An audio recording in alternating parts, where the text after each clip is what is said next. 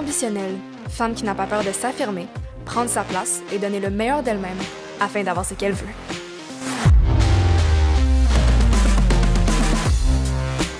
Dans cet épisode, je reçois Julie Carbone, vice-présidente directrice média chez Starcom. En tant que vice-présidente, Julie gère le bureau de Starcom Montréal et a pour mission d'aider les entreprises à traverser des situations complexes, à stimuler leur croissance et à bâtir des marques exemplaires. Avec plus de 13 ans dans l'industrie média, Julie est reconnue pour sa pensée stratégique et sa capacité indéniable à tisser des liens de confiance avec les gens. Elle a remporté plus de 20 prix et distinctions, en plus d'être nommée dans le palmarès 30 Under 30 par le magazine Infopresse en 2016. Son parcours professionnel a, dans sa grande majorité, été dans la gestion de marques mondiales telles que Lowe's, Danone, Nespresso et Red Bull. Engagée dans l'industrie tout comme dans les causes qui lui tiennent à cœur, Julie siège au sein du comité permanent des directeurs médias de l'A2C et au conseil d'administration de l'OSBL La Maison Bleue. De plus, elle a récemment lancé son propre balado No Ceilings, qui met en lumière des femmes audacieuses qui ont fait des progrès significatifs dans leur industrie respective. C'est pourquoi je suis très heureuse de vous présenter aujourd'hui Julie, puis j'espère que vous allez apprécier l'entrevue comme moi je l'ai fait. Bonne écoute!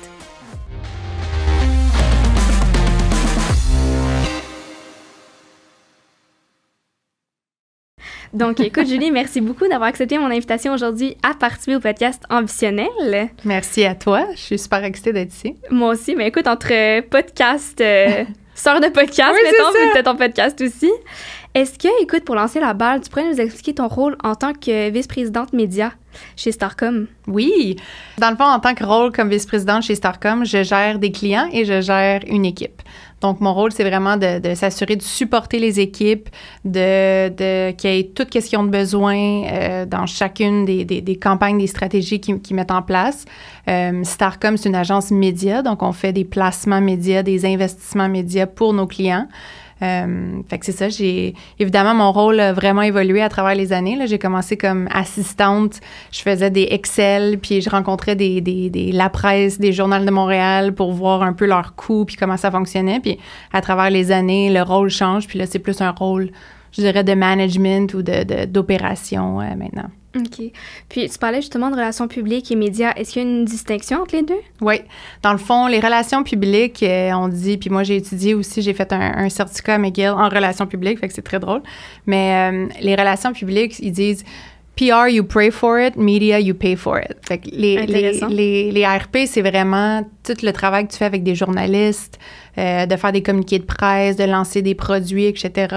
Le média, c'est vraiment la stratégie, comment on va cibler un auditoire, comment on va aller chercher tel consommateur qui peut être intéressé par nos produits. Puis on regarde vraiment tous les points de contact d'un point de vue média, que ça soit de l'imprimé, de la télé, du numérique. Fait que c'est ça qui est super fascinant de ma job ou de notre rôle en tant qu'agence média, c'est que c'est continuellement en évolution parce que dans le fond, moi je me souviens en 2010, là, il y avait le iPad était comme, la presse était là, puis il parlait du iPad, puis c'était comme revolutionary, mais après ça a vraiment évolué. Les TikTok n'existaient pas il y a 10 ans, les Instagram, etc. Fait qu'on a comme un rôle de généraliste pour vraiment comprendre tous les points de contact puis comment on est capable de rejoindre un consommateur. Mm-hmm. Moi, ce que j'aimerais savoir, en fait, c'est pourquoi est-ce que tu as choisi le monde des communications comme emploi?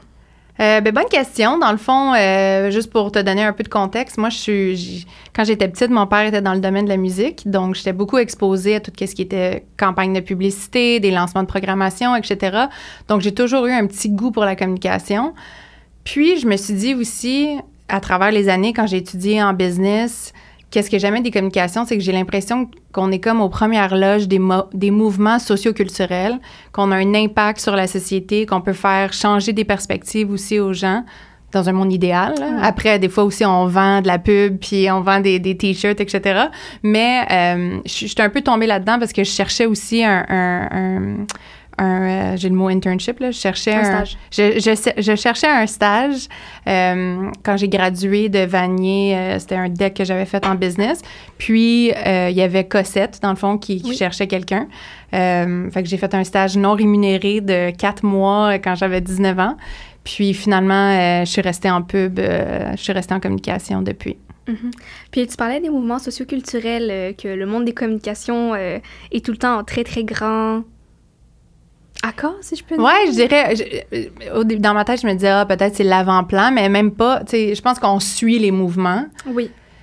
Des fois, c'est pas nécessairement, tu sais, je pense dans ma tête, un exemple, le greenwashing, par exemple, il y a une couple d'années, là, je pense que tout le monde est vraiment conscient de l'environnement puis des impacts que tous les efforts qu'on doit mettre de l'avant pour que le monde change d'un point de vue plus green. Mais, tu sais, on va dire 15 ans, la pub suivait où il y avait certains produits ou certaines marques qui essayaient de pousser des messages en lien avec l'environnement, mais c'était plus du greenwashing que genre d'être éco-responsable.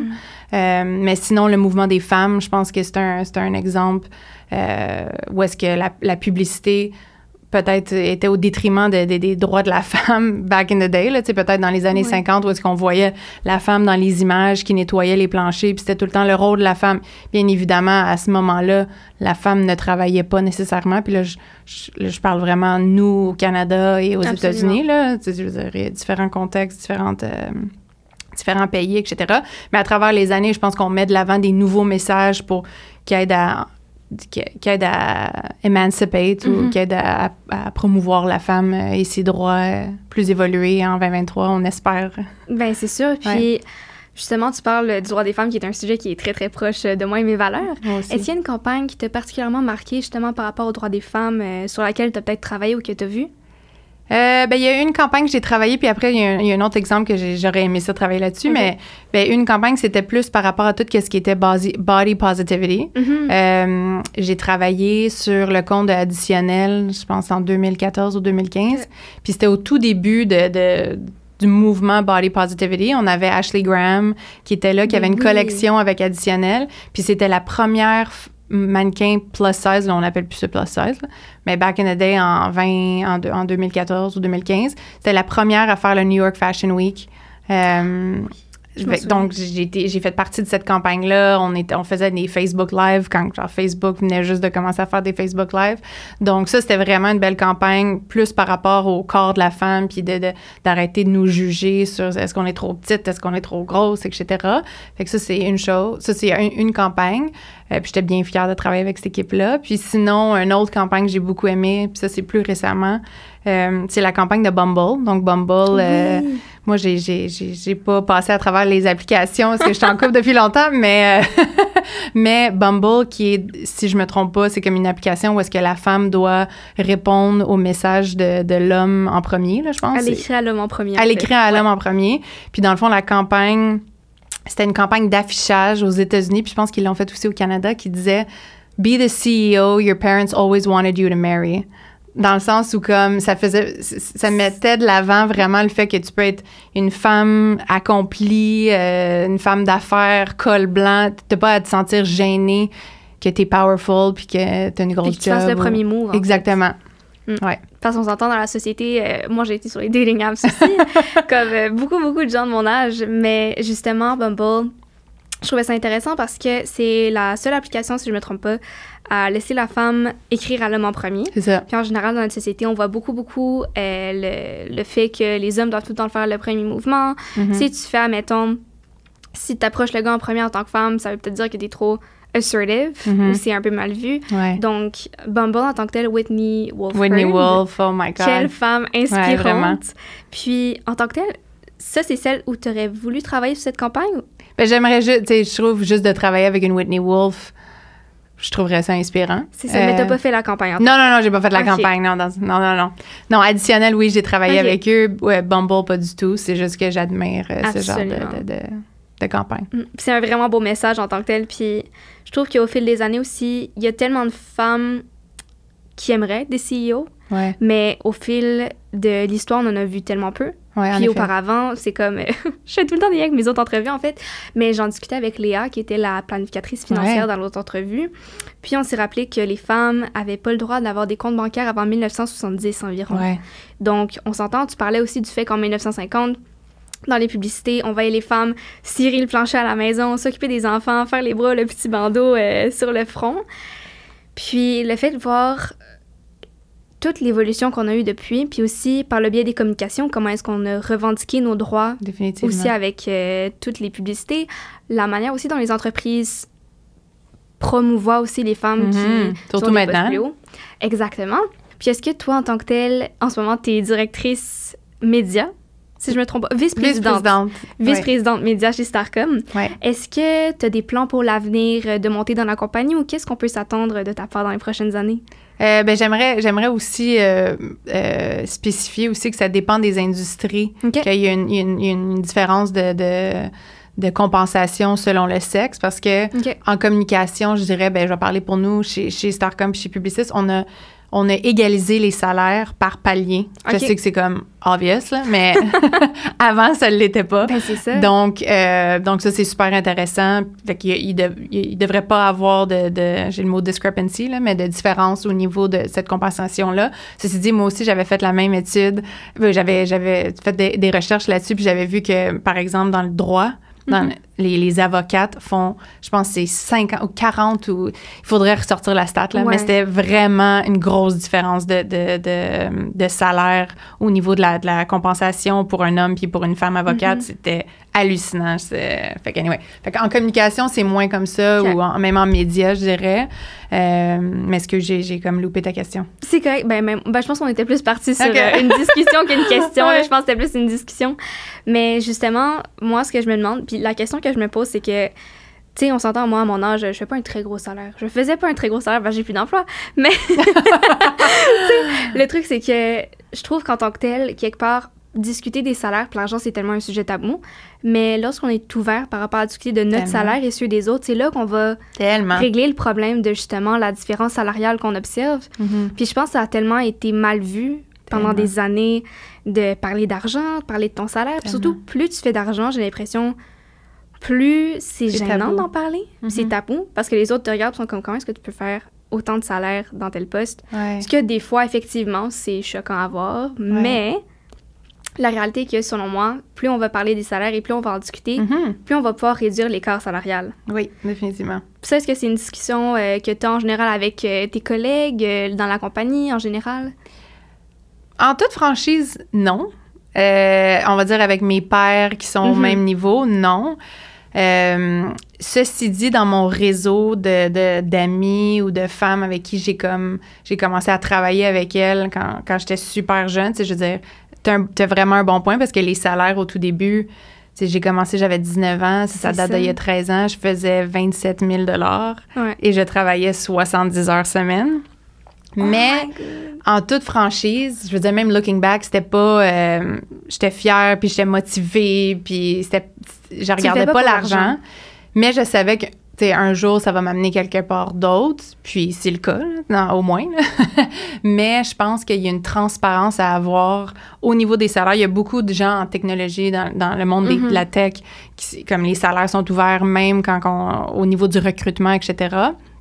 Là, c'est dit, quand tu dis, c'est drôle parce que c'est comme un peu tabou de parler de l'argent, parler des salaires, moi, je trouve qu'il y a vraiment une énorme différence entre, je vais dire, le Québec, le Canada et les États-Unis. Absolument. Dans le sens où, comme le Québec, tu sais, je veux dire, c'est tabou de parler d'argent, c'est même juste de parler de finances. Je sais, ton autre invité que tu as eu, je suis sûre que juste d'être planificatrice, tu sais, il y a tellement d'éducation à faire auprès des gens et auprès des jeunes par rapport à comment gérer tes finances, puis gérer ton salaire, puis c'est quoi ton plan ou ton objectif long terme. Mais aux États-Unis, c'est comme I'm gonna show you my salary, puis c'est comme it's not enough, puis je vais essayer de négocier. Dream. American Dream, c'est vraiment des American Dream. Mais pour répondre à ta question, je parle pas de salaire nécessairement, puis peut-être je devrais. mais avec mes amis, tu sais, on a commencé un peu en même temps. Il y en a qui sont allés côté tech, côté client, etc. Fait que maintenant, on va dire, pendant des entrevues de job ou quoi que ce soit, on va dire, hey, elle m'offre tant, toi, qu'est-ce que t'en penses, etc. Fait qu'on est super transparente. Puis, if anything, ça te donne un réseau de femmes inspirantes et tu sais, ça nous challenge. Ouais, c'est ça, on s'encourage, exactement. Puis, écoute, t'as amené un sujet qui est très intéressant que je trouve, la négociation de salaire. Est-ce que ça t'est déjà arrivé d'en faire? Et si oui, est-ce que t'as des trucs à nous donner? Oh my God, oui. Hold on. Oui. Faut boire de l'eau parce que la discussion est bonne. Fait que dans le fond, puis là, je le vole, c'est pas moi qui ai inventé ça, là. Il faudrait que je sorte la stat exactement, mais il y a dans le fond, Lean In, qui est un organisme qui a été créé par Sheryl Sandberg. Oui. Il y a comme toute une section, je pense, de son site web qui est sur la négociation. Puis l'importance, surtout en tant que femme, de négocier. Parce que dis-toi que si toi, tu négocies pas à chaque entrevue ou chaque rôle auquel tu veux travailler ou quoi que ce soit, puis l'autre personne, que ce soit un homme ou que ce soit n'importe qui négocie en haut, je pense que le calcul, c'est sur 10 ans, il peut potentiellement avoir 50 à même 100 000 $ de plus que toi, dépendamment de l'industrie, du rôle, etc. Mais c'est énorme. Mais c'est énorme, puis moi, ça m'était vraiment resté. Puis moi, je dis toujours, do your homework. Tu sais, si tu veux un nouveau rôle, même à l'interne, puis je le dis même à mes propres équipes, de comme, arrive préparé, montre-moi le nombre d'heures que tu as travaillé sur tel projet, comment tu as contribué à la business, quel genre de client que tu as amené. Puis toi, fais-toi ton exercice du montant que tu aimerais avoir. Après, on va regarder qu'est-ce qui est réaliste, qu'est-ce qui est dans les benchmarks, etc. Mais moi, j'encourage tout le monde à négocier. Et même mes propres équipes, je veux qu'ils me négocient, puis je veux qu'ils me challenge parce que ça me démontre qu'ils ont une drive puis qu'ils prennent à cœur le travail qu'ils font. Fait que je pense que c'est ultra important. Puis, tu sais, il y a une statistique aussi par rapport aux femmes qui cherchent un nouvel emploi. Mm-hmm.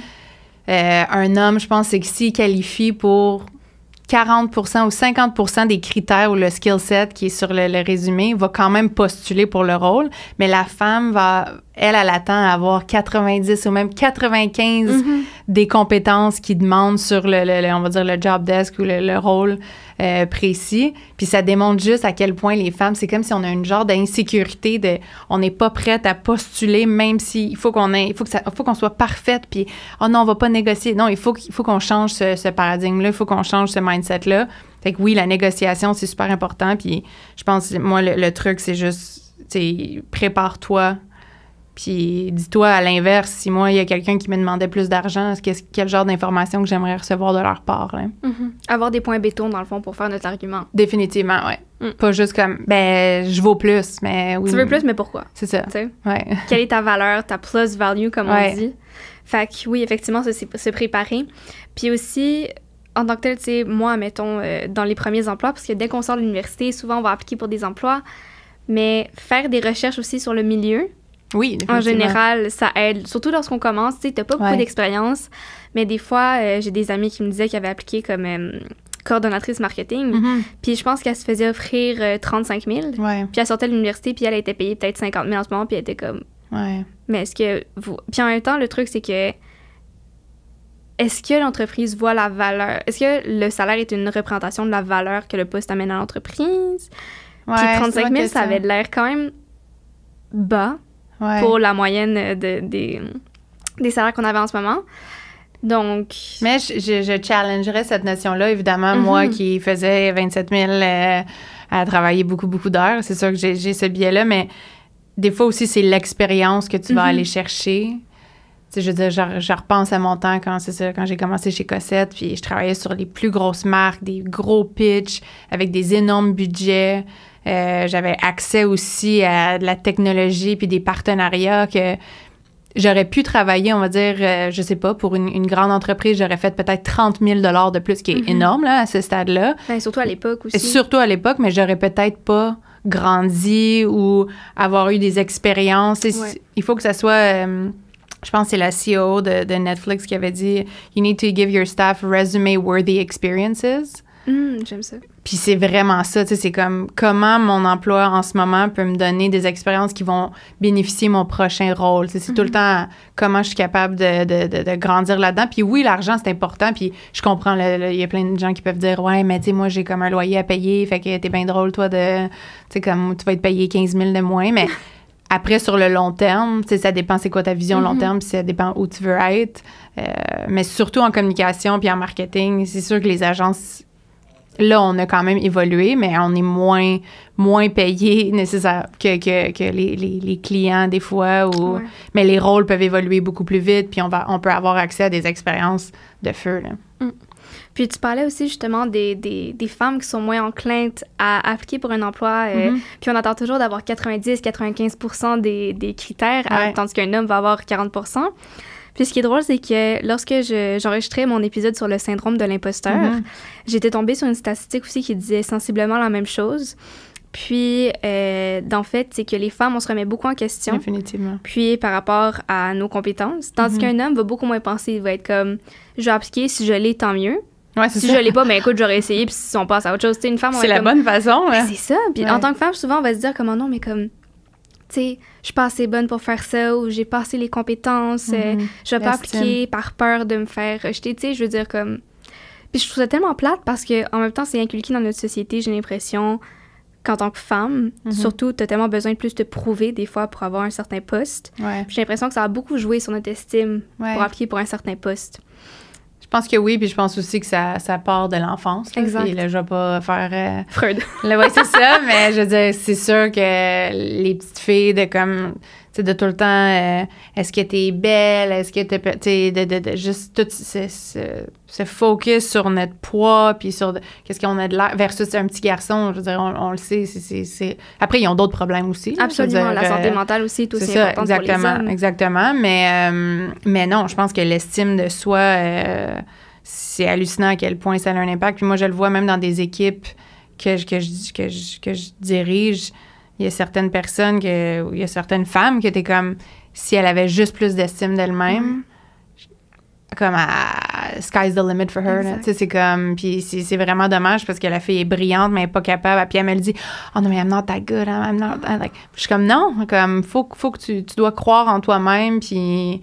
Je sais que c'est cheesy, là, mais ben, c'est vrai. Ça revient à l'estime, là, ça revient à l'amour pour soi. Là. Ben, c'est ça. Puis je veux dire, ce qui est encore drôle, parce que j'en parlais avec Kim aussi, qui était mon entrevue ce matin. Mais, tu sais, je veux dire, moi, dans la vie, je suis la plus grande avocate pour le développement personnel. Ouais, définitivement. Comme, je veux dire, j'en ai parlé aussi, mais quand j'étais plus jeune, justement, j'avais aucune estime de moi-même. Je me trouvais laide, comme, je m'aimais pas réellement, puis j'avais pas confiance en mes capacités non plus.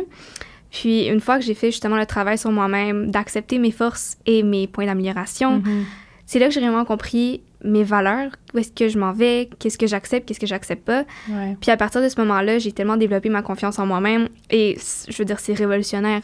Comme, quand tu as confiance en toi, tu peux passer par-dessus tes peurs, puis tu sais que tu es plus forte, puis quelque chose de plus grand derrière. Mais faire ce travail-là sur soi-même, c'est constant. Ouais. Puis j'ai l'impression qu'en tant que femme, on nous apprend à pas le faire aussi. Ouais, parce qu'on se compare tellement dans la société.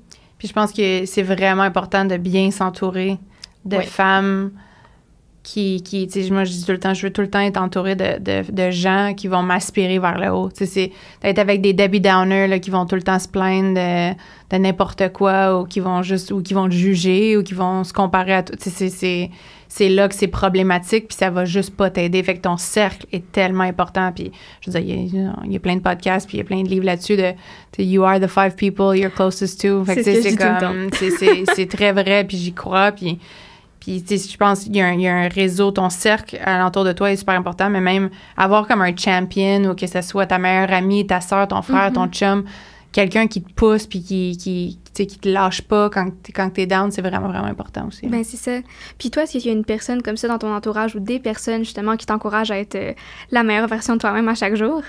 Ouais, je dirais que j'ai vraiment un beau cercle d'amis, des femmes inspirantes, comme je disais. Là, on a comme notre group chat où est-ce qu'on se partage nos plus grosses peines de vie, mais aussi des articles ou comme comment, des situations de job aussi. Fait qu'il y a ça, mais sinon, je veux dire, mon mari, il a été là, ça fait 13 ans qu'on est ensemble, puis je dirais qu'on est les champions de l'un et l'autre. Fait que c'est les champions, les champions, ça se dit pas drôle. Mais je dirais couple. Oui, ben je sais pas, mais lui, je veux dire, il a parti de son entreprise, fait que je l'ai vu aussi travailler très fort, puis on s'est rencontrés chez Cossette. Donc, c'est ça, on s'est suivis à travers, mais je pense que c'est super important d'avoir quelqu'un qui te pousse constamment puis qui te fait pas redouter, qui te fait pas douter de tes capacités ou tes capacités. Oui. Puis en tant que tel, est-ce que dans ton parcours, admettons, tu as eu certaines difficultés pour te rendre où est-ce que tu es aujourd'hui? J'imagine que oui. Mais si tu peux nous les partager pour nous dire peut-être comment est-ce que tu as passé par-dessus ces difficultés-là? Oui, ben je pense que le syndrome de l'imposteur, c'est tout le monde va te le dire, là. Puis de fait que j'ai commencé très jeune... Tu sais, par exemple, j'avais 25 ans, puis gérais déjà 6 personnes, puis je trouvais ça difficile à certains moments, puis j'avais pas nécessairement de repères, puis je sais qu'on en a pas parlé tant que ça, mais moi, l'école, ça a toujours été comme ma béquille, dans le sens où j'ai pas de bac. Puis, wow, OK. Ouais, puis dans le fond, j'ai fait un certificat, j'ai fait excuse, I'll rewind, mais j'ai fait un DEC au cégep. Oui. J'ai fait mon stage chez Cossette, puis au lieu d'aller à JMSB, au lieu d'aller à Concordia, j'ai décidé de travailler temps plein. Puis Félicitations. Merci. Puis le soir, je faisais un certificat en relations publiques à McGill. Fait que pendant 3 ans, j'ai fait ça. Puis par la suite, j'ai juste continué à monter les échelons, genre à travers les années, à travers les différentes agences. Finalement, mon employeur, il y a 2-3 ans, m'a payé un mini MBA par la suite parce que j'avais assez d'années d'expérience. Fait que ça, c'était super. Puis honnêtement, les choses passent bien depuis. Mais je veux dire, je pense que pendant beaucoup d'années, j'étais vraiment insécure parce que j'avais pas ce bac-là. Puis là, j'engageais des jeunes qui avaient un bac. Ouais. Puis en bout de ligne, je veux dire, maintenant, je veux dire, ça change plus grand-chose dans ma vie. Puis j'ai passé à travers où, tu sais, mais je gérais des gens qui étaient plus vieux que moi, qui avaient différents bagages, etc. Puis encore là, je parlais avec mes amis on disait, j'avais une amie qui, elle gérait des ingénieurs, mais elle n'était pas ingénieure. Fait que c'était super stressant Oui. Fait que on se partageait ça souvent. Puis à travers les années, j'ai juste réalisé, tu sais, je suis où est-ce que je suis parce que j'ai les compétences pour y atteindre ou pour faire la job ou le rôle, etc. Mais c'est aussi de juste miser sur mes forces, tu sais, puis je pense à travers le temps, à travers le temps, j'avais tout le temps l'impression qu'il fallait que je travaille doublement plus fort que les autres. Mm-hmm. Puis, en toute franchise, j'ai travaillé doublement plus fort que les autres. Sûr. Mais ça m'a amené où est-ce que je suis. Puis, je regrette rien du parcours. Puis, ça se trouve, étant donné que j'avais comme ça, je sais pas si c'était le syndrome de l'imposteur ou cette peur ou surtout en tant que gestionnaire, là maintenant, je veux dire, tu sais, j'ai une équipe de 30-40 personnes. Là, fait quand que même, il y a une bonne amélioration. C'est ça, fait que là, j'ai saisi comment ça fonctionne. Oui. Là, mais à travers le temps, je pense ce stress-là ou cette peur-là m'a juste poussée à travailler plus fort. Fait que c'était pas, je le regrette pas non plus, puis je changerais rien de ce parcours-là. Mais ça fait partie de ta personne en même temps, puis ça a forgé le caractère que tu as aujourd'hui. Oui, exactement. Puis, je trouve ça drôle que tu en parles parce qu'en tant que tel, moi, mes parents, ils ont pas fait d'université non plus, puis ils ont super bien réussi. Okay. Donc, moi, en tant que tel, j'ai eu la chance de jamais avoir vraiment cette pression-là. Mes parents voulaient que j'aille à l'université. Naturellement, c'était super important. Ils ont beaucoup investi dans mon éducation, puis je trouvais ça important aussi pour moi-même. Oui, ça l'est. C'est super important, là. C'est ça, exactement. La gang, l'école, c'est toujours un safe bet, c'est toujours un investissement, c'est jamais une dépense. Oui. Exactement. Moi, c'est ça, je dis toujours. Mais je crois aussi que si l'école est difficile pour toi, que tu as des difficultés académiques, admettons, tu sais, tu as de la dyslexie ou des trucs comme ça, puis le système n'est pas bâti sur mesure. Le système est très, très carré de nos jours de l'université, puis je trouve ça plate, parce que c'est pas fait pour tout le monde, puis ça permet pas à chaque individu de thrive, puis il y a surtout un type d'intelligence qui est mis de l'avant, puis c'est l'intelligence mentale classique, qui est super importante, mais c'est très, très carré, un seul type. Donc, en tant que tel, tu sais, moi, j'ai jamais vraiment juger les gens par leur éducation. C'est vraiment important, mais moi, j'ai toujours eu des modèles qui ont très bien réussi sans. Donc, pour moi, si tu as la drive d'aller apprendre, de toujours t'éduquer, puis d'aller chercher, d'être une go-getter ou un go-getter, peu importe, tu peux tout faire. Oui, définitivement. J'ai l'impression que l'université et le diplôme facilitent ton entrée sur le marché du travail, puis tu auras moins à te prouver que quelqu'un qui a pas ce papier-là. Puis c'est ça, je trouve plate en tant que tel dans sa compétence. C'est normal, mais en tant que tel, pour des gens comme toi qui ont très, très bien réussi, qui ont dû mettre les bouchées doubles, je suis comme... tu sais, clairement, t'es compétente, t'as super bien réussi, c'est hyper inspirant. Merci. Mais en tant que tel, cette peur-là que... C'était quoi comme peur, en fait, que t'avais par rapport à pas avoir de diplôme puis embaucher d'autres personnes qui en ont? Ben, c'était est-ce que je suis qualifiée pour gérer ces gens qui ont une maîtrise ou quoi que ce soit? Puis finalement, la réponse, c'est oui, parce que il y a différents tu sais, il y a tellement, j'ai le mot skill set, là, mais moi aussi, j'ai skill set. Ou j'ai abilities. Compétences? Il y a différentes compétences ou différentes facettes d'être un bon gestionnaire, une bonne gestionnaire. Donc, tu sais, je veux dire, aujourd'hui, je travaille toujours sur mes forces, puis j'essaie aussi de m'entourer de gens dans mon équipe qui ont des forces que j'ai pas. Fait que je pense que c'est ça aussi qui m'a aidé à travers le temps. Ça change rien que la personne a 10 ans de plus vieux que moi ou qu'elle a une maîtrise en géométrie ou je dis n'importe quoi.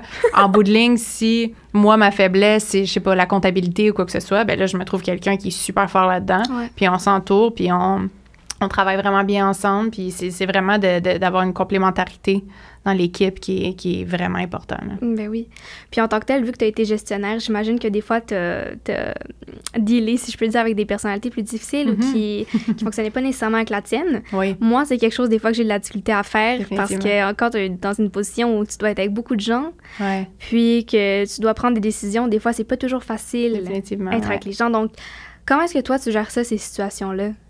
Ben, j'ai eu beaucoup... Moi, qu'est-ce qui a été le plus difficile, c'est des gens qui ont une mauvaise attitude ou qui n'ont pas d'éthique de travail. C'est vraiment les deux choses les plus difficiles. Ouais. Habituellement, quand tu engages ou quand tu as le luxe de pouvoir engager ta propre équipe, souvent, tu te trompes pas puis tu n'engages pas des gens qui ont ce bagage-là, mais en même temps, des fois, ça peut sortir de n'importe où ou tu as quelqu'un que tu n'as pas engagé qui est dans ton équipe. Bref, je pense que pour moi, la mauvaise attitude, je pense que c'est la pire chose, mais j'ai toujours essayé, malgré tout, d'essayer de trouver qu'est-ce qui est drive. Qu'est-ce qui les stimule à travailler plus ou peut-être travailler moins, mais qu'est-ce qui les stimule dans leur quotidien? Parce que c'est sûr qu'il y a une partie de l'emploi qui les excite. Fait que c'était d'essayer de trouver cette partie-là, puis de vraiment mettre ça de l'avant à chaque fois. C'est arrivé, par contre, il y a des moments que ça marchait juste pas. Fait que là, c'est comme la relation, elle arrêtait là. Puis surtout, nous, qu'est-ce qui est spécial? Qu'est-ce qui est spécial en communication, c'est on gère toute notre équipe à l'interne, mais on a des clients auxquels on doit vraiment subvenir à leurs besoins, là, si je peux dire, ou présenter des présentations, avoir des stratégies innovantes. Fait que c'est sûr que si la personne n'est pas motivée à l'interne, elle va pas plus l'être devant des clients. C'est difficile. Fait que c'est difficile. Mais ouais, je pense que c'est de trouver un peu c'est ça, là, qu'est-ce qui les excite, là, mais qu'est-ce qui les drive, qu'est-ce qui les motive? Qu'est-ce qui les motive de l'emploi, puis d'essayer de travailler là-dessus, puis après, d'avoir des conversations ultra franches. Tu sais, je veux dire, j'ai eu des moments avec des gens que je me disais, voici mes attentes, t'es là, moi, je te veux là. Si t'es pas capable tu sais, si c'est un emploi, là, c'est une job, if you can't do the job, ça va arrêter là. C'est d'être super clair sur les attentes dès le premier jour, pour qu'il n'y ait pas de petites surprises à travers... mais c'est la beauté de gérer des gens. Là. Tu peux avoir quelqu'un qui est un génie, mais qui est ultra émotif ou qui est comme... tu sais, c'est difficile à gérer. Ou tu peux avoir quelqu'un qui a un air bête, mais qui est aussi super intelligent. C'est tough, mais après, ça fait la beauté de la chose de gérer des gens. Ben c'est ça. Puis justement, tu parlais des campagnes que tu as fait. Oui. Puis moi, ce que je me demande aussi, là, on va plus retourner dans ton rôle en tant que directrice média. Ouais. Mais lorsque tu crées une campagne, c'est quoi un peu l'impact que tu cherches à avoir auprès de ton public cible? Oui. L'impact, évidemment, on veut avoir un impact positif. Je pense... Point. Mais je pense que ça dépend aussi par rapport à... Tu sais, si notre client, c'est un OSBL, ben dans ce cas-là, l'impact, c'est de sensibiliser les gens par rapport à cet OSBL-là ou, tu sais, éventuellement avoir plus de dons, etc.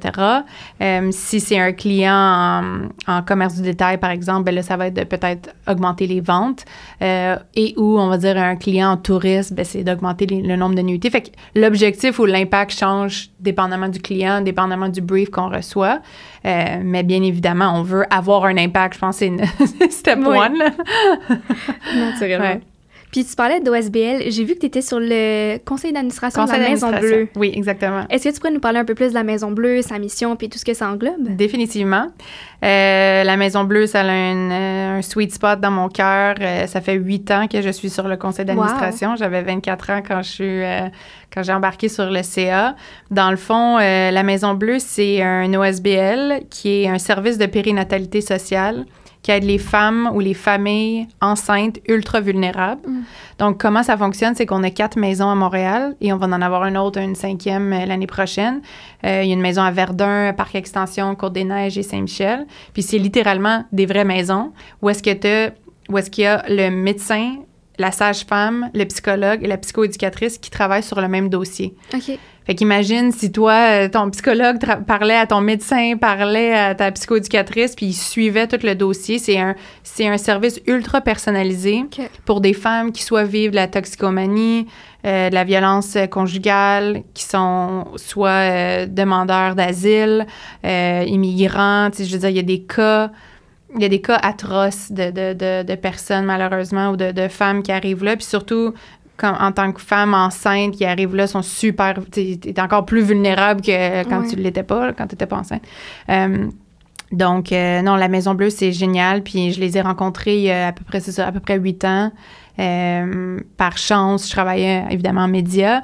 Puis, je cherchais une campagne pro bono pour essayer d'aller chercher des dons. Puis, mon mari, qui était mon chum à l'époque, qui était rédacteur en agence, on a fait une petite campagne ensemble. Puis, par la suite, mon rôle a évolué à travers le temps sur le CA. Mais non, c'est génial. Guylaine Tremblay, c'est notre porte-parole. Wow! Oui. Fait que non, c'est un organisme qui continue à grandir. Là. On a hâte de...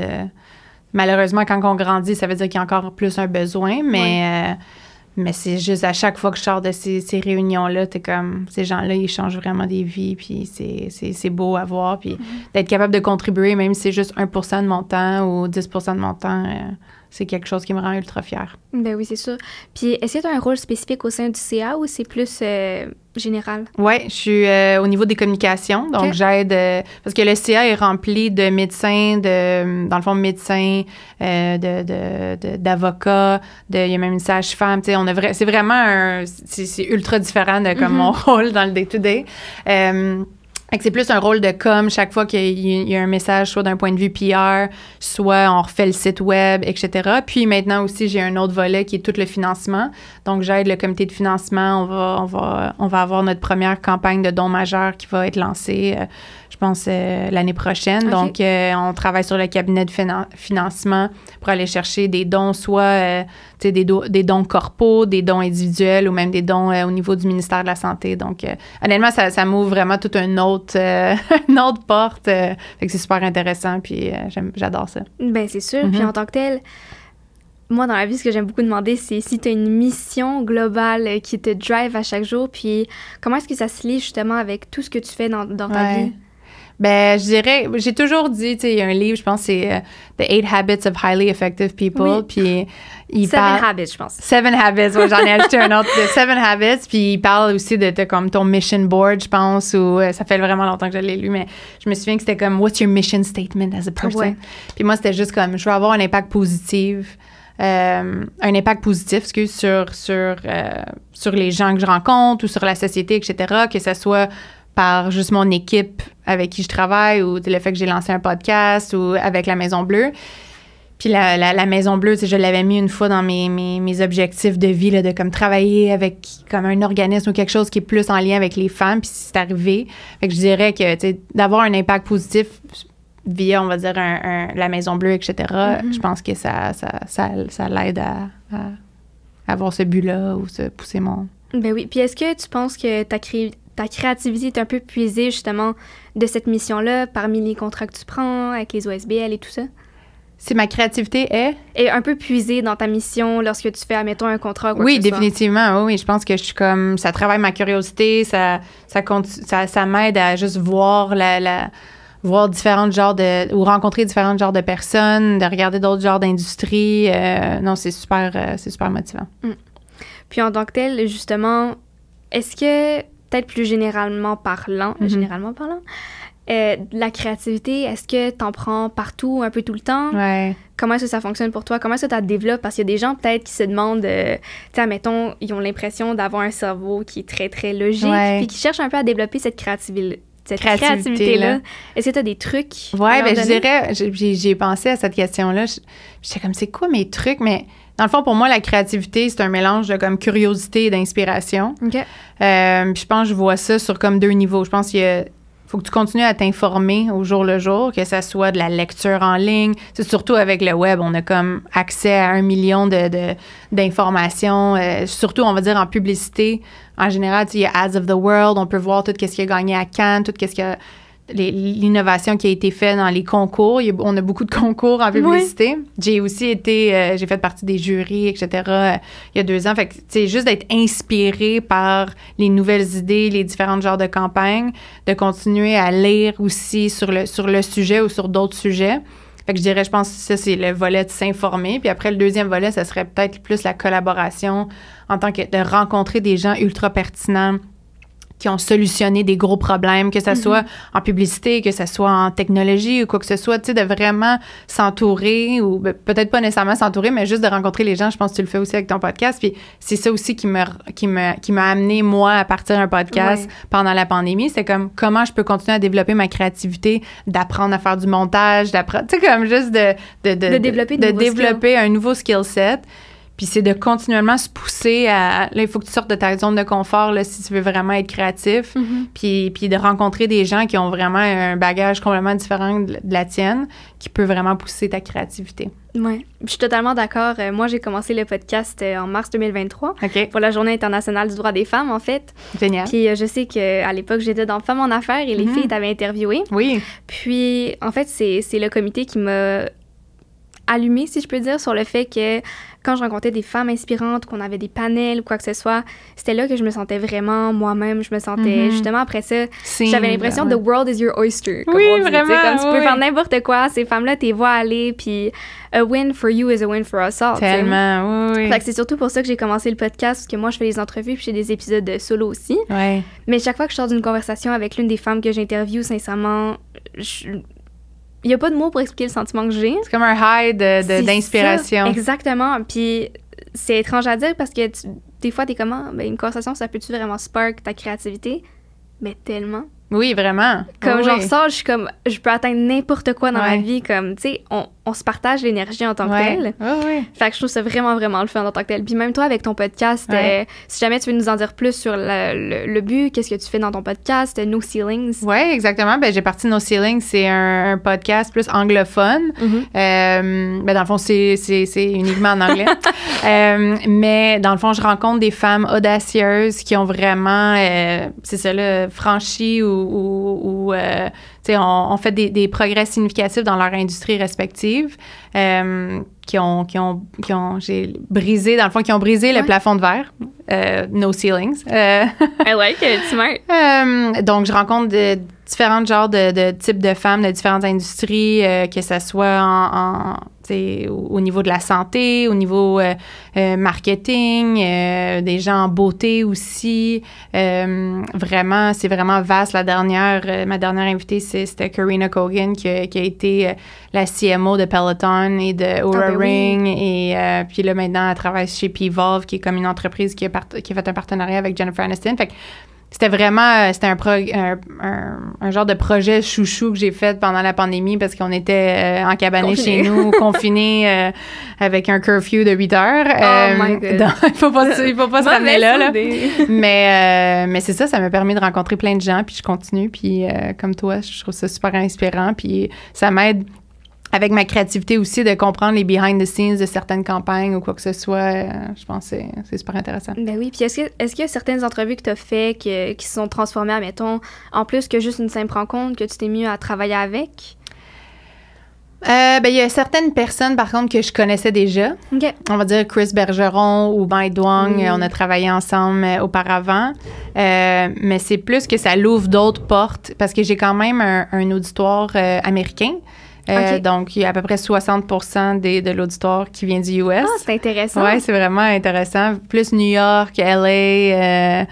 Fait que c'est super cool, mais non, c'est plutôt qu'ils vont ouvrir d'autres portes dans le même genre de domaine. Tu sais, j'ai passé en entrevue la Chief Impact Officer de Ritual, qui est les vitamines, c'est comme des vitamines, dans le fond, ultra transparentes, dans le sens qu'ils sont transparentes, mais ils sont aussi tout le modèle de tout ce qui est vitamines et produits naturels, etc. Okay. Et ils ont tout décortiqué ça puis démocratisé ça. Fait que, tu sais, c'est juste différent. Puis elle m'a ouvert une porte sur... elle m'a ouvert, dans le fond, une introduction à The Honest Company, qui est l'entreprise de Jessica Alba aussi. Ah, OK. Donc, tu sais, c'est comme... c'est plus du networking que des relations d'affaires, mais qui sait?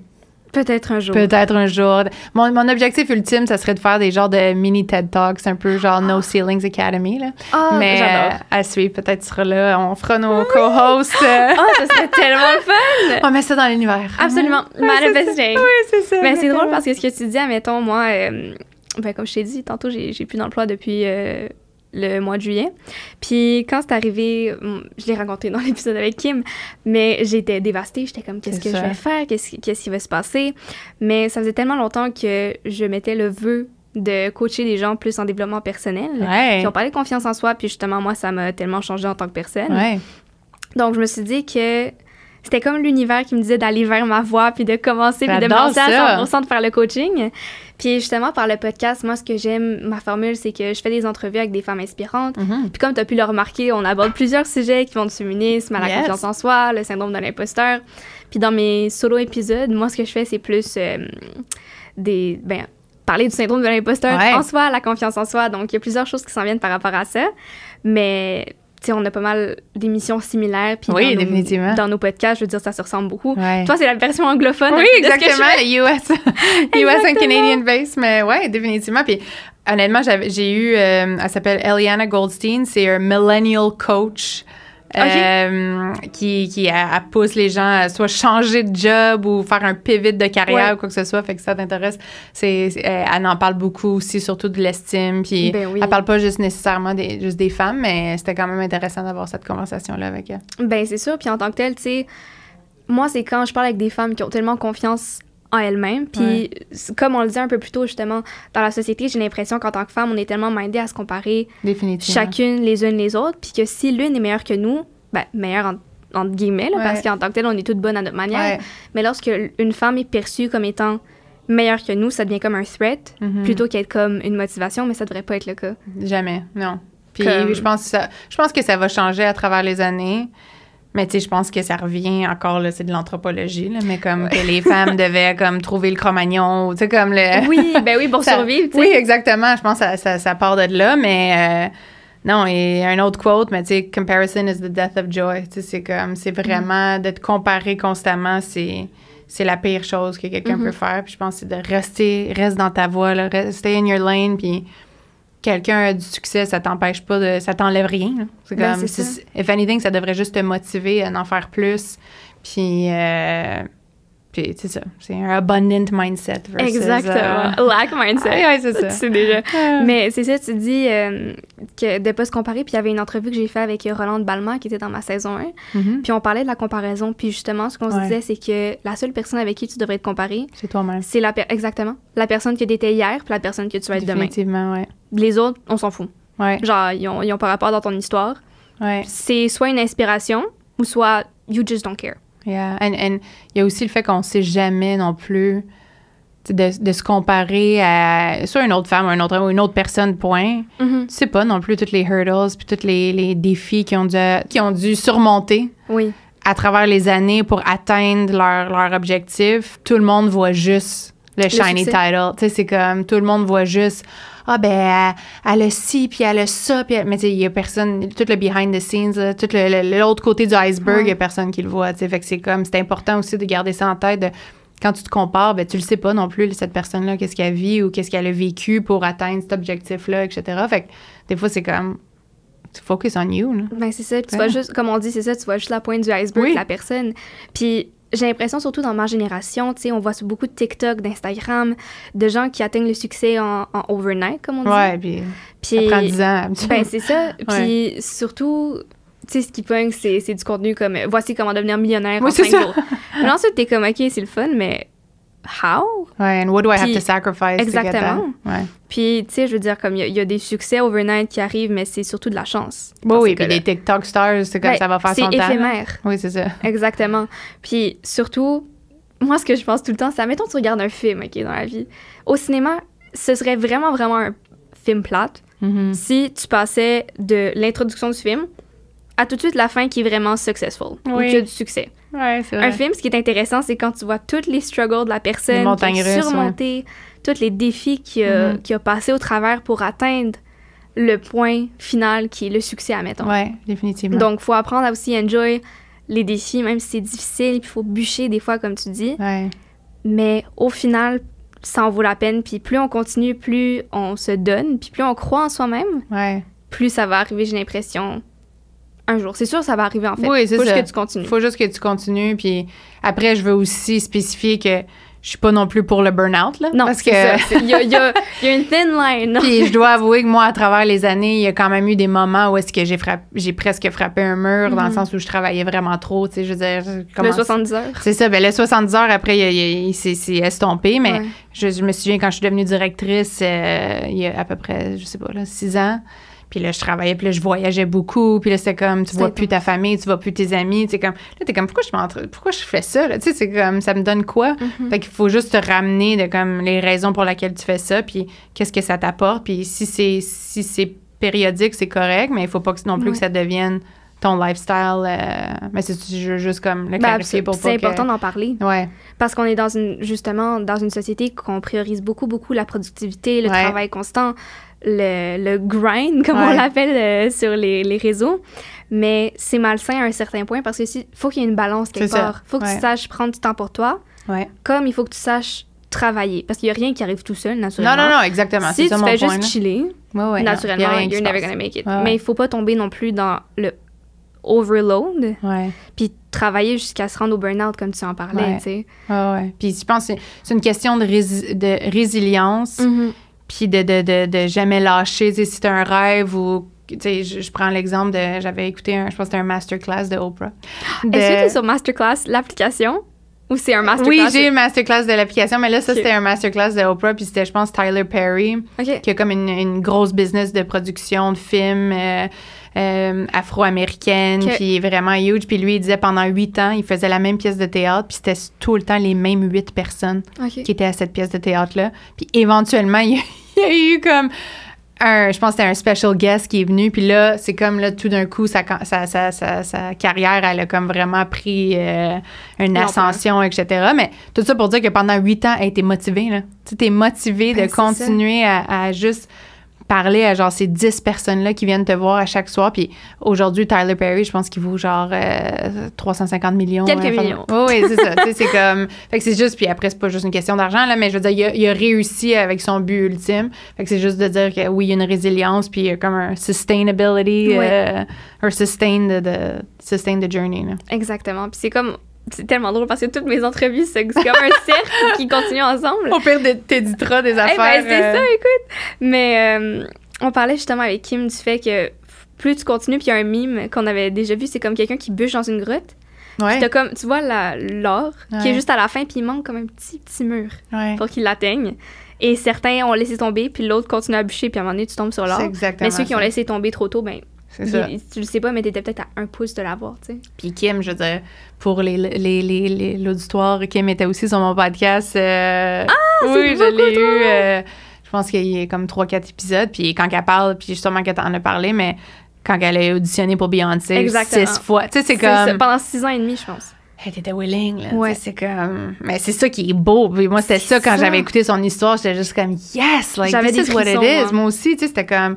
Tu vas jusqu'à New York, t'as froid, t'attends au bout, tu sais, comme au coin de la rue pendant je sais pas combien d'heures, puis là, tu rentres. Anyway, c'était super inspirant. Ben, c'est ça. Puis en fait, c'était que... Moi, le but qui m'a donné des frissons, c'est qu'au départ, elle avait fait le Super Bowl avec Beyoncé. Puis ils choisissaient les danseuses qui allaient faire le cut pour la tournée mondiale. Puis sa gestionnaire l'appelle, elle dit « Ah, malheureusement, comme t'as pas été prise. » Puis quelques heures après, elle la rappelle, puis elle est comme « Il y a un changement dans la liste, t'as eu la place. » Je peux même pas imaginer la satisfaction, c'est ça. Le up and down émotionnel que t'as dû faire, tu sais. Mais non, c'est ça, genre, c'est le genre d'histoire que je trouve extrêmement inspirante. Puis toi aussi, tu sais, justement, t'as bûché. Toutes les femmes que j'interviewe, littéralement, ils m'inspirent à juste donner le meilleur de moi-même, puis continuer. Puis de pas lâcher, c'est vraiment ça l'important. C'est important, puis de pas être influencé par les opinions des autres, parce que tu vas tout le temps avoir une Debbie Downer qui va venir te voir. Ah, mais tu sais, t'as pas le budget pour, ou t'as-tu pensé à ça? C'est comme, non, c'est comme, je veux pas que tu m'en parles. Tu sais, je pense à la fondatrice de Spanx, tu sais, Sarah Blakely, qui disait que, je pense, pendant les 3 premières années de son entreprise, elle a pas partagé l'idée avec... Genre, je pense qu'elle l'a partagé avec 2 personnes parce qu'elle voulait pas être influencée, elle voulait pas que leur perspective comme ait un impact un impact négatif sur sa vision de la chose. Fait que puis je suis entièrement d'accord. Là. Il y a des idées, des fois, que c'est mieux de le garder pour toi-même. Puis une fois que c'est comme tout prêt, packagé, ben là, tu peux le présenter aux autres. Hein. Exact. Ben, moi, c'était la même chose pour mon podcast. Ouais. Parce que justement, des fois, le fait de le dire aux autres, c'est un couteau à double tranchant, j'ai l'impression, parce que autant ça te motive, autant ensuite ça vient te mettre de la pression. Définitivement. Parce qu'ensuite, les autres vont être comme, non, mais comme ça, moi, j'aurais fait différemment, mais c'est pas ce que j'ai besoin. Ouais, c'est moi, je veux juste te dire que je fais ce projet-là. Moi, je veux que tu m'encourages. Exactement. J'ai pas, genre, je fais ce que j'ai envie de faire, je veux juste que tu m'encourages là. Ouais. Tu sais. C'est pour ça que le podcast, j'ai attendu un petit bout avant d'en parler. J'ai attendu que tout était seté, mes entrevues et tout ça. Puis que j'avais mon branding, mon logo, avant d'en parler au monde. Ouais, oui. Puis, parce que je voulais pas mettre trop de high expectations non plus de la part des gens. Puis juste une fois que c'était lancé, y aller à 100%. Ouais, non, mais je suis entièrement d'accord. Puis tu vas toujours avoir des petits haters là, qui vont te donner des commentaires poches, puis t'es juste comme... Toi, qu'est-ce que tu fais? Là? Ben, c'est ça. Puis, non, mais honnêtement, 100%. Puis je veux dire que j'ai déjà entendu aussi du fait que si t'as des haters, ou je sais même pas comment dire ça en français. Ouais, moi non plus, mais je trouve que le mot hater, c'est comme le bon mot. Tu sais, c'est genre... Des Si t'as des quoi? Des gens qui te détestent? Non, je sais pas si c'est ça, mais pour moi, le mot hater, c'est plus... T'es tellement pas bien dans ta peau que tu dois... Bring someone else down. Ouais. Pour moi, c'est ça. C'est comme... Rabaisser quelqu'un. Ouais, rabaisser. C'est des rabaisseurs, non? Ouais. Je sais pas, mais ouais. Faudrait chercher le terme exact. C'est ça. Mais je comprends ce que tu veux dire. Puis en tant que tel, toi, est-ce que tu as déjà eu des haters sur ton podcast? Toujours. Oui. Ben, pas nécessairement sur le podcast. Moi, je dis des fois, no answer is an answer. Or no comment is a comment. Tu sais, c'est comme de pas avoir de feedback ou pas juste sur le podcast, tu sais, en général, des grandes idées que j'aimais partager ou des campagnes ou des choses qu'on a gagnées ou quoi que ce soit. Tu tout le temps avoir du monde qui se sentent pas bien dans leur peau puis qui veulent te faire sentir petite, mais dans le bout de ligne, ça reflète vraiment plus leur personnalité puis leurs problèmes que la tienne. Tu sais, c'est comme... Ça en dit beaucoup plus sur eux-mêmes que toi, en fait. Exactement, c'est ça. C'est sûr, ça fait mal sur le coup. Ouais. Puis t'es comme, mais tu sais... Parce que moi, en tant que tel, j'ai souffert de people-pleasing comme beaucoup de personnes. Puis tu sais, des fois, quand j'ai des commentaires négatifs, je le prends un peu sur moi-même, je le prends personnel, mais ensuite, je suis comme... Ce que je fais, des fois, c'est pas ma personne non plus. Ouais, c'est ça. Puis il faut que j'apprenne à me détacher aussi de mes projets. Puis oui, c'est une partie de moi, mais c'est pas moi-même en tant que tel. Puis les gens qui vont venir te juger te connaissent pas réellement anyway. Ouais. Puis moi, je dis à la place de... tu sais, instead of complaining, you should contribute. Fait que c'est comme comment tu peux contribuer versus te plaindre ou de me donner ton mauvais feedback. Sauf si c'est quelqu'un que c'est du feedback constructif, puis là, t'es comme, génial, j'avais pas pensé à ça, etc. Mais de juste te donner, tu me donnes ta perspective... qui est négative puis qui a contribué à rien. Dans le fond, garde-la pour toi-même ou écris-la dans ton téléphone. Ben, c'est ça. Ça t'amène quoi dans la vie? Non, c'est ça. Mais il y a plus de gens comme ça qu'à l'inverse. C'est ça puis c'est ça qu'il faut accepter aussi. Ouais, mais ça, je trouve ça tough à accepter. Le fait que comme... Puis je comprends pas. Mais c'est de cut out the noise puis c'est de couper des amis ou des personnes toxiques. Tu le sens. Puis on a toute une intuition que quand la personne n'est pas là pour les bonnes raisons, on le voit assez vite. Là. Ouais, ben ça, je l'ai appris moi étant vraiment plus jeune parce que depuis ce temps-là, j'ai fait un tri de mes amis. C'est ça. Je sais que les relations que j'ai en ce moment sont vraiment, vraiment importantes. Puis comme on en parlait tantôt aussi, les 5 personnes avec qui tu te tiens le plus sont la moyenne de la personne que t'es. Exactement. Donc, choose them wisely. Ouais, vraiment, choose them really wisely parce que ça change une vie. Il y a des gens, puis on rencontre des gens que tu dis... Tu sais, la minute qu'ils ont pris la mauvaise décision, ça allait complètement changer toute leur vie. Puis cette mauvaise décision a été influencée par leur cercle d'amis ou leur cercle familial ou quoi que ce soit. Puis c'est dommage aussi, mais... C'est la vie. C'est ça. Puis, tu sais, je veux dire que j'imagine que dans ton parcours aussi, des fois, est-ce que tu as eu à... Pas laisser tomber, c'est pas le bon mot, mais laisser derrière toi peut-être des personnes qui t'aidaient pas nécessairement, mais avec qui tu étais vraiment proche avant? Définitivement. Et puis, il y a même eu des gens qui m'inspiraient. Fait que c'est ça qui était tricky. C'était des gens qui pouvaient m'inspirer au quotidien, mais qui avaient une énergie négative ou de jalousie ou de, tu sais, qui étaient toxiques ou quoi que ce soit.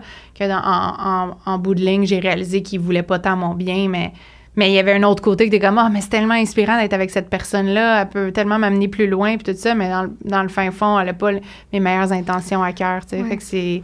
Fait que ça, c'est dommage, mais après, c'est de faire le tri, puis à travers les années, puis après, des fois aussi, t'as juste des connaissances, puis c'est correct aussi, puis c'est pas obligé, tout le monde n'est pas obligé d'être ton meilleur ami non plus, là. Non, c'est sûr. Puis suivre son instinct, en fait. Oui, exactement. Toi, Ouais. est-ce que tu dirais que t'es plus guidée par ton instinct ou ta logique en tant que telle? Instinct. Ouais. Ouais, je Moi, suis... Je suis instinct, tu sais, tout ce qui est soft skills, intelligence émotionnelle. oui, tous ces vraiment, trucs-là. le non-verbal, pour moi, c'est plus que le verbal. Tu sais, c'est fou. Puis, mais en même temps... Ben, c'est ça. Ouais. Mais moi, ce qui m'a fascinée, en fait, c'est que mes meilleurs amis, en fait, je sais pas si tu as un peu les types de personnalité. Moi, je suis ENFP. OK. Donc, très, très expressive, très, très émotionnelle. Je suis quand même assez spontanée. Et j'ai 2 amis qui sont INTJ. OK. Puis ces filles-là, en fait, ce qui est hilarant, c'est qu'ils me parlent justement de lire le non-verbal des gens, comprendre les émotions, puis se mettre à la place de l'autre, mais ils sont pas capables. Ils ont de la difficulté à faire ça. Puis c'est des personnes incroyables. Je veux dire, ils ont tout l'amour du monde, puis ils ont leur charme. Ouais. Mais ce que je trouve hilarant, c'est que pour moi, c'est tellement facile de lire l'autre Oui, personne c'est qui est ça. devant moi. Ouais. Puis je suis comme, comment est-ce que tu fais pour pas le lire? Puis Ouais. elles sont comme, mais comment toi est-ce que tu fais pour comprendre les autres personnes, tu sais? Mais des fois aussi, c'est d'accepter, puis ça, c'est une de mes bonnes amies qui m'a dit ça récemment, mais d'accepter aussi que les gens ne sont pas tout le temps au même niveau de conscience que Ouais. tu l'es. Tu sais, c'est Puis comme... eux, ils ont un différent type de conscience que moi. Exactement. Exactement. Puis c'est d'être correct avec ça, mais moi, je veux dire, c'est quelque chose que je travaille continuellement, d'être capable d'accepter ça, que les gens sont pas au même niveau de conscience, puis dans toutes les facettes, que ce soit au bureau, que ce soit dans ma vie personnelle, C'est ça. c'est tough. Ouais. Mais j'ai l'impression que tant que t'es complémentaire avec l'autre personne, Définitivement. comme par exemple, moi, je sais qu'avec elle, chaque fois qu'on sort ensemble, on se complète parce que C'est comme ça. moi, je leur explique genre, mon point de vue, puis après ça, eux, ils me ramènent à l'ordre, ben, mettons peut-être un peu plus du côté logique, Mhm. fait que ça rebalance, mais il y a certaines personnes avec qui, tu sais, je vais jamais m'entendre. C'est ça, puis c'est Puis correct. c'est ça, exactement. Puis ça fait un tri, tu Ouais. peux pas être aimé par tout le monde. C'est ça. Tandis que toi, moi, c'est ça que j'ai appris dans les dernières années, ben dans les 2 dernières années, je dirais, c'est que pourquoi est-ce que tu veux que tout le monde t'aime alors que toi-même, T'aimes pas tout le t'apprécies monde. pas tout le monde? Ouais, c'est ça. Tu sais? Genre, ça, c'est juste être égoïste, puis Ouais. c'est ton ego qui parle au lieu de juste faire comme... tu sais, I'm la vie. fine, là. Exact. On peut être là, on peut être ici juste avec 3 personnes, puis je suis bien C'est bien heureuse, correct. puis oui, c'est ça. Quality over quantity. tu sais. Exact. Ouais, vraiment. Puis écoute, l'entrevue touche à sa fin parce que je regarde le temps. Puis honnêtement, ça a passé tellement vite. J'ai adoré C'est cette super, entrevue. oui, c'est vraiment cool. On est Oui. twinning avec nos white Ben, jackets. Puis on s'est pas appelé, Non, swear to c'est ça, God. c'est ça. On s'est juste rencontrés dans le stationnement. On a socialisé comme ça et on a découvert qu'on était habillés pareil. Oui, exactement. Mais la question finale que je pose à toutes mes invités, en Ouais. fait, c'est... Toi, qu'est-ce qui te rend fière d'être femme? Ben, j'ai adoré cette question. Moi, qu'est-ce qui me rend fière, c'est notre résilience, notre force. Tu sais, à travers les années, je pense que notre corps change, nos façons de penser aussi évoluent. Puis c'est aussi, on a tellement une énorme charge de travail ou, tu sais, en général, là, les femmes, je veux dire, c'est comme, il y a plein de choses qui peuvent se passer, puis on peut foncer, puis, tu sais, briser des plafonds de verre, puis tout faire ça seamlessly, ou tu sais, Ouais. qui est comme un... Dans le fond, ça a l'air comme si c'était sans effort, mais dans le fin fond, ça ne l'était pas, puis je trouve que les femmes, c'est comme si ça, c'est une force, une résilience énorme. Fait que ça me rend ultra fière d'être femme puis de passer à travers tous ces beaux moments et ces moins beaux moments à travers les années. Ouais. Puis avec classe et Avec éthique. classe, c'est définitivement, oui, c'est comme... C'est pour ça que je trouve ça intéressant de se parler puis de parler à plein de femmes qui ont vécu plein de choses puis tu réalises juste, man, like... On se ressemble, mais on est tellement différentes en même temps. Oui, mais on brise des... Tu sais, je veux dire, juste de voir l'évolution de la femme à travers les années, c'est juste super inspirant. Fait que non, je suis ultra fière d'être femme puis de continuer à essayer d'inspirer les autres ou de me faire inspirer, vice-versa. Ben, en tout cas, je te garantis que tu es une femme extrêmement inspirante. Ah, merci. J'ai adoré ma conversation avec toi, Julie. Moi aussi, C'était comme une conversation de comme... Oui. J'ai l'impression que je te connais depuis vraiment longtemps, parce qu'on vient juste de se rencontrer. Vraiment! Mais Les merci. Soul Sisters! Exactement. En plus, on a dû le savoir dès qu'on était habillés pareil. Exactement! Mais merci beaucoup d'avoir accepté mon invitation. Ben, Écoute, merci c'était à vraiment toi. un plaisir de t'avoir. Ouais. Puis j'espère qu'on va se reparler bientôt, potentiellement. Définitivement. Merci à toi, c'était vraiment génial. Merci.